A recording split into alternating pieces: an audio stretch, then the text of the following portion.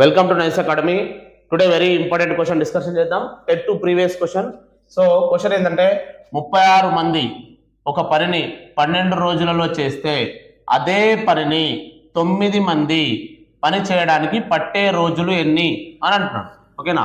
So దీనికి మనం ఈజీగా చేయొచ్చు. చూడండి, 36 అంటే 36 మంది ఆ పనిని ఎన్ని రోజులలో చేస్తారు? 12 రోజులు. అంటే 36 మంది 12 రోజులలో చేస్తారు.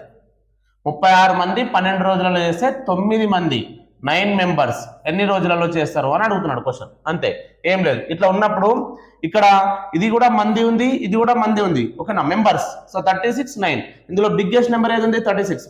36 అనేది ఇక్కడ 36 అనేది పైన రాసి బై కింద సేమ్ 9 రాసి ఇంటూ ఈ 12 ఇక్కడ రాసేయాలి. అంతే. 36 పైన number biggest number by small number 9 into 12. So 9 టేబుల్లో 36 ఎప్పుడు వస్తుంది? 9 4s are 36.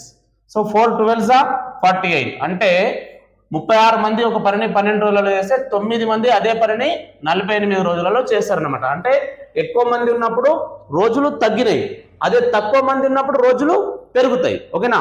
సో 36 మంది 12 రోజులలో చేస్తే 9 మంది ఆ పనిని చేయడానికి పట్టే రోజులు ఎంత?